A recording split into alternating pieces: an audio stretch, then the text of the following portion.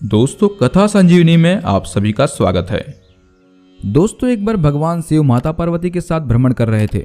उसी समय माता पार्वती भगवान शिव से कहने लगती हैं कि मेरे मन में 3 प्रश्न उठ रहे हैं। यदि मुझे मेरे यह 3 प्रश्न का उत्तर दे दें तो मेरे मन को बहुत शांति मिलेगी। तो भगवान शिव कहते हैं, ठीक है पार्वती, तुम अपने प्रश्न बताओ। मैं तुम्हारे तीनों प्रश्नों का उत्तर देकर तुम्हारे मन को संतुष्ट करने का प्रयास करूंगा। माता पार्वती कहती हैं, हे प्रभु, मेरे यह 3 प्रश्न हैं। नंबर 1, मनुष्य सुखी और धनवान कैसे होता है?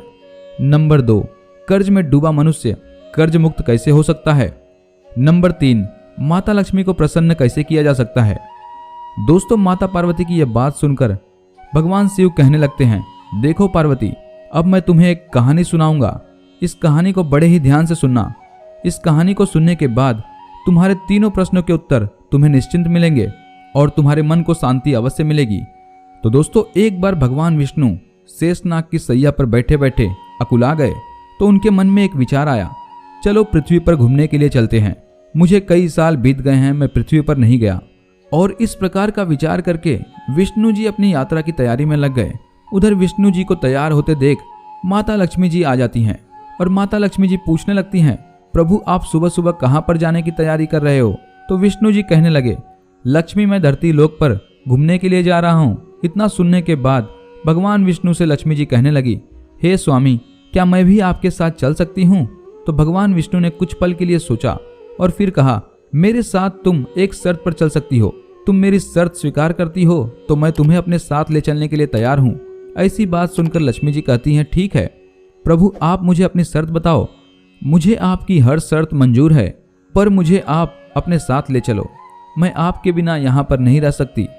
उसी समय विष्णु कहने लगे, देखो 4 दिशा है, पूर्व, पश्चिम, उत्तर और दक्षिण। तुम पूर्व, पश्चिम और दक्षिण दिशा में जा सकती हो, लेकिन कभी भी उत्तर दिशा में मत जाना। यदि तुम्हें शर्त स्वीकार है तो मैं तुम्हें अपने साथ ले चलने के लिए तैयार हूँ। भगवान शिव कहते हैं, पार्वती, लक्ष्मी जी ने विष्णु जी की बात को स्वीकार किया तो विष्णु जी लक्ष्मी जी को लेकर के पृथ्वी लोक पर जाते हैं। तो क्या देखते हैं कि सूर्य देवता निकल रहे थे। रात बरसात होकर हटी थी, चारों ओर हरियाली हरियाली थी। उस समय चारों ओर बहुत ही शांति थी और धरती इस प्रकार बहुत ही सुंदर दिख रही थी। उसी समय धरती की सुंदरता को देख करके लक्ष्मी जी मंत्रमुग्ध हो गई और चारों दिशाओं को बड़े गौर से देखने लगी। भगवान विष्णु ने पहले ही कहा था कि तुम पूर्व, पश्चिम और दक्षिण दिशा में जा सकती हो, लेकिन उत्तर में नहीं जाना। लेकिन पृथ्वी पर पहुंच करके लक्ष्मी जी विष्णु जी को दिया हुआ वचन भूल गई और उत्तर दिशा से एक अजीब खुशबू आ रही थी। उसकी खुशबू में लक्ष्मी जी खो जाती हैं और विष्णु जी को दिया हुआ वचन तोड़ करके लक्ष्मी जी उत्तर दिशा में जिस समय पर पहुंचती हैं तो वहां पर वह देखती हैं कि एक सुंदर बगीचा है। वहां पर सुंदर सुंदर फूल खिले हुए हैं। उनकी भीनी भीनी खुशबू लक्ष्मी जी के मन को प्रफुल्लित कर रही होती है। भगवान शिव पार्वती जी से कहते हैं, जब लक्ष्मी जी उस सुंदर बगीचे के पास पहुंचती हैं तो उनको एक फूल बहुत ही सुंदर लगता है। लक्ष्मी जी बिना सोचे विचारे उस बगीचे में चली जाती हैं और एक सुंदर सा फूल तोड़ लेती हैं। और अब जैसे ही लक्ष्मी जी बगीचे से सुंदर फूल तोड़ करके अपने हाथ में लेकर के और भगवान विष्णु के पास में जब वापस आती हैं तो भगवान विष्णु जी को वही फूल दिखाती हैं। तो भगवान विष्णु उस फूल को देख करके अपने आंखों में आंसू भर लाते हैं और लक्ष्मी जी से कहते हैं, मैंने तुम्हें पहले ही मना किया था और तुमने मुझे वचन भी दिया था कि उत्तर दिशा में तुम नहीं जाओगी, लेकिन फिर भी मेरा वचन तोड़ करके उत्तर दिशा में चली गई और तुमने बिना उस बगीचे के माली से पूछे एक फूल तोड़ लिया। क्या तुम जानती हो उस बगीचे के माली ने कितनी मेहनत से उस बगीचे को लगाया है, तब उसमें जाकर के सुंदर से फूल खिले हैं। यदि तुमको फूल लेना था तो तुमने माली से क्यों नहीं पूछा? तुमने एक फूल की चोरी की है। लक्ष्मी जी कहने लगी, प्रभु क्षमा कर दो, मुझसे बहुत बड़ी भूल हो गई। विष्णु जी कहने लगे, तुमने एक फूल तोड़ा है, इस फूल की सजा तो तुम्हें अवश्य मिलेगी। और एक फूल तोड़ने की सजा यह है कि जिस खेत से तुमने यह फूल तोड़ा है और वो माली से बिना पूछे तोड़ा है, तुम 3 वर्ष के लिए उस माली के घर में जाकर नौकर बन के रहोगी और पूरी तरह से खेत में काम करवाओगी। जब तुम्हें 3 वर्ष पूरे हो जाएंगे तब मैं तुम्हें वापस इस बैकुंठ में बुला लूंगा। और यदि इन 3 सालों की अवधि में तुम्हारी वजह से उस माली को जरा भी परेशानी हुई तो तुम्हारी सजा और बढ़ा दी जाएगी। और यदि तुमने बिना गलती किए उस माली का सहयोग किया तो 3 वर्ष पूरे होते ही मैं तुम्हें बैकुंठ में बुला लूंगा। भगवान शिव कहते हैं, पार्वती, इस प्रकार से लक्ष्मी जी ने विष्णु जी की आज्ञा का पालन करते हुए हाँ बोल दिया और कहा, ठीक है प्रभु, मैं 3 वर्ष की सजा काटने के लिए तैयार हूँ। मुझे क्या मालूम था कि एक फूल की चोरी करने से इतनी बड़ी सजा मिलती है। दोस्तों, कहानी पसंद आ रही हो तो वीडियो को लाइक करने में जरा भी संकोच न कीजिए और इस चैनल पर पहली बार आए हैं तो चैनल को सब्सक्राइब कर घंटी के बटन को भी अवश्य दबा लें। दोस्तों, फिर लक्ष्मी जी एक गरीब औरत का रूप बनाकर उस माली के घर पर जब पहुंचती हैं तो उधर क्या होता है, वह माली बहुत ही गरीब था। उसके 2 बेटे और 3 बेटियां थी। सभी परिवार मिल करके खेतों में फूल का काम करते थे, तब कहीं जाकर के 2 वक्त का रोटी मिल पाता था। शिव जी कहते हैं, पार्वती, जैसे ही लक्ष्मी जी गरीब औरत का रूप बना करके उस झोपड़े के पास पहुंचती हैं तो माली निकल करके आया और कहने लगा, तुम कौन हो और इस समय कहां से आई हो? यहाँ पर चारों तरफ भयानक जंगल है और तुम्हारी जान को खतरा हो सकता था। तो लक्ष्मी जी कहने लगी, मैं एक गरीब औरत हूँ, मेरी देखभाल करने वाला कोई नहीं है, मैंने कई दिनों से खाना भी नहीं खाया है। यदि आप मुझे अपने यहाँ पर काम दे दो तो मैं तुम्हारे घर का सारा काम कर दिया करूँगी। बस मुझे अपने घर में एक कोने में आसरा दे दो। 2 वक्त की रोटी जैसी भी रूखी सूखी मिले वो खिला दिया करना, मैं वही खाकर खुश रहूंगी।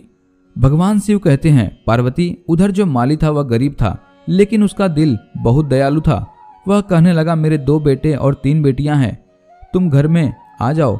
आज से मैं यह समझूंगा कि मेरे 2 बेटे और 3 बेटियों की जगह पर 4 बेटियां हो गई हैं। जो मेरे 2 बेटे और 3 बेटियां खाएं वही तुम भी खाना, और जब तक तुम्हारा मन करे तब तक तुम हमारी इसी झोपड़ी में रह सकती हो। प्रभु ने मुझे 3 बेटियां दी है, यदि इन 3 की जगह 4 बेटियां होती तो भी मुझे गुजारा करना होता। अब मैं आज से यही समझूंगा कि प्रभु ने मुझे 3 की जगह 4 बेटियां दी हैं। अब तुम आराम से आ जाओ और इस घर को अपना घर समझो, और जब तक आपका मन करे तब तक आप इस घर में रहो।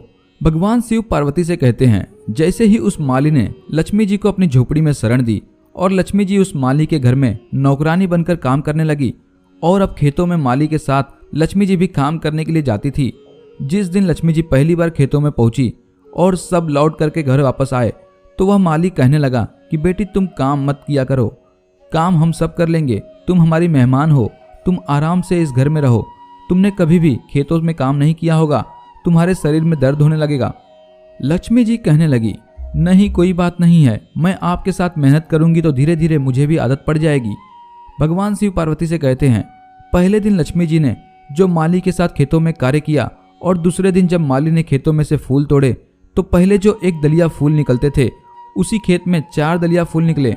इसको देखकर माली बहुत खुश हुआ, उसकी खुशी का ठिकाना न रहा और कहने लगा, मेरे घर में मेरी बेटी के आने से मेरे घर की खुशियां बढ़ गई। आज हमारी फूलों में बहुत बड़ी पैदावार होने लगी है। और जब वो माली फूलों को लेकर के बाजार बेचने के लिए जाता है तो क्या देखता है कि जो फूलों का भाव था वो अभी बहुत बढ़ गया है। और इस प्रकार से माली को जहां पर कम बचत होती थी उस दिन से माली को चौगुनी बचत होने लगी। अब तो माली बहुत खुश होने लगा। जब माली को फूलों में बचत हुई तो उस गरीब माली ने अपने यहाँ गाय खरीद ली और धीरे धीरे करके लक्ष्मी जी की कृपा से उस माली की दिन दुगनी रात चौगुनी तरक्की होने लगी। फिर माली ने थोड़ी सी जमीन खरीद ली।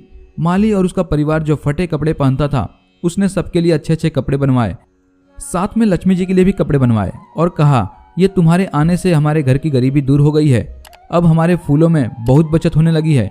बेटी, यह घर छोड़कर कभी मत जाना। भगवान शिव पार्वती से कहते हैं, धीरे धीरे और समय गुजरता गया। माली ने पक्का घर बनवा लिया और पूरे परिवार के लिए गहने बनवा कर लाया। उसने लक्ष्मी जी को भी गहने दिए और कहा कि अब मेरी 4 बेटियां गहने पहनेंगे तो मुझे बहुत खुशी होगी। मैं एक एक रोटी खाने के लिए तरसता था, लेकिन बेटी, जिस दिन से तुम मेरे घर आई हो मेरे घर की बरकत हो गई है। अब यह घर तुम छोड़कर कभी मत जाना, अब रूखी सूखी रोटी खाने को नहीं मिलेगी। भगवान शिव पार्वती से कहते हैं, वो माली कहता है, मेरे घर में बेटी के रूप में मेरी किस्मत आ गई है। इस प्रकार लक्ष्मी जी को नौकरानी के रूप में कार्य करते करते माली के घर में जब 3 साल पूरे हो जाते हैं तो 3 साल की अवधि पूरी होते ही लक्ष्मी जी खेतों से काम बंद करके और माली से कहती है, अब मुझे घर जाना है, आप मुझे आज्ञा दे दो। तो माली कहता है, बेटी, तुम घर जाओ, आराम से खाना खा लो और आराम करना, मैं भी आपके पीछे आता हूँ। भगवान शिव पार्वती से कहते हैं, लक्ष्मी जी के 3 वर्ष पूरे हो चुके थे और लक्ष्मी जी पूरे गहने पहन के जैसे ही माली के द्वार पर आती है, उधर से माली जो था वो खेत से काम करके जब लौटता है तो क्या देखता है कि द्वार पर एक सुंदर स्त्री खड़ी है। अब वह माली विचार करने लगा, यह तो मेरी वही बेटी है, इसका रूप तो बदल गया है। अब मैं समझा यह तो माँ लक्ष्मी है। मुझसे तो बहुत बड़ी भूल हो गई जो मैंने माँ लक्ष्मी से अपने घर में काम करवाया। भगवान शिव कहते हैं, पार्वती, जिस समय माली का पूरा परिवार द्वार पर आता है और देवी का वह स्वरूप देखकर गहने पहने लक्ष्मी स्वरूप जी को देखता है तो माली हैरान हो जाता है और लक्ष्मी जी के चरणों में गिर जाता है और माफी मांगता है कि हे माँ, मुझे माफ करना, मैंने अनजाने में आपसे घर का काम करवाया, खेतों में काम करवाया। तब लक्ष्मी जी कहने लगी, माली तुम चिंता मत करो, मैंने तुम्हारे खेत से एक फूल बिना तुम्हारे पूछे तोड़ लिया था। बस उसी एक फूल की चोरी की सजा मेरे स्वामी ने मुझे दी और तुम्हारे यहाँ पर 3 वर्ष के लिए नौकरानी बन करके इस फूल के बाग में काम करने के लिए भेज दिया। तो वह माली भाग कर गया और जितने भी फूल घर में टूटे हुए थे सभी फूल ला करके माँ के चरणों में अर्पित कर दिए और कहने लगा, माँ, एक फूल के बदले आपको इतना बड़ा कष्ट उठाना पड़ा, यह सारे फूल आपके हैं, आप इन सारे फूलों को मेरे और मेरे परिवार की तरफ से स्वीकार कर लो और मुझे क्षमा कर दो। भगवान शिव पार्वती से कहते हैं, माली की बात सुन करके लक्ष्मी जी मुस्कुराई और बोली, माली तुम बहुत अच्छे हो, तुम एक दयालु व्यक्ति हो, तुमने मुझे अपने यहाँ बेटी की तरह रखा, मुझे अपने परिवार के सदस्य की तरह रखा। इस बदले में मैं तुम्हें वरदान देती हूँ, तुम्हारे पास कभी भी खुशियों और धन की कमी नहीं रहेगी। तुम्हें और तुम्हारे परिवार को सारे सुख मिलेंगे जिसके तुम हकदार हो। और इस प्रकार लक्ष्मी जी उस माली को हमेशा धनवान रहने का वरदान देती हैं। तब तक वैकुंठ से लक्ष्मी जी को लेने के लिए रथ आता है और जैसे ही लक्ष्मी जी उसमें बैठती हैं, अब भगवान शिव पार्वती से कहते हैं, तुम्हारे तीनों प्रश्नों का उत्तर अंत में मिलने वाला है, ध्यान से सुनो। लक्ष्मी जी ने माली से कहा, जो लोग दयालु और साफ दिल के होते हैं मैं वहीं निवास करती हूँ। हमें लोगों की मदद हमेशा करनी चाहिए और गरीब से गरीब को भी कभी तुच्छ नहीं समझना चाहिए। लक्ष्मी जी ने कहा, माली जो भी हमें प्रसन्न करने के लिए चोरी किया हुआ फूल अर्पित करते हैं उससे हमारे स्वामी रुष्ट होते हैं और ऐसे मनुष्य को हम कभी भला नहीं करते और हमेशा जीवन भर ऐसे मनुष्य को दुख भोगना पड़ता है।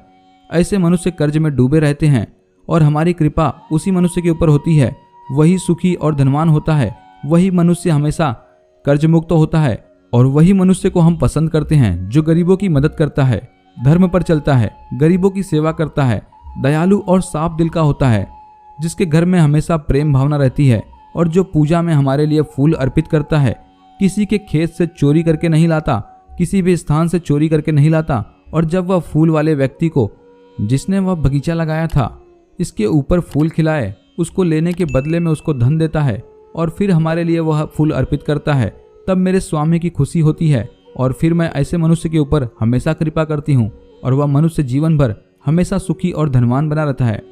तो दोस्तों, आज इस कहानी में बस इतना ही। उम्मीद करते हैं कि आज की यह वीडियो आपको जरूर पसंद आई हो। तो दोस्तों, पसंद आई हो तो वीडियो को लाइक और शेयर अवश्य करें और इसी के साथ कथा संजीवनी इस चैनल को सब्सक्राइब कर घंटी के बटन को भी अवश्य दबाएं। तो दोस्तों, मिलते हैं अगले किसी बेहतरीन कहानी के साथ। तब तक के लिए आप सब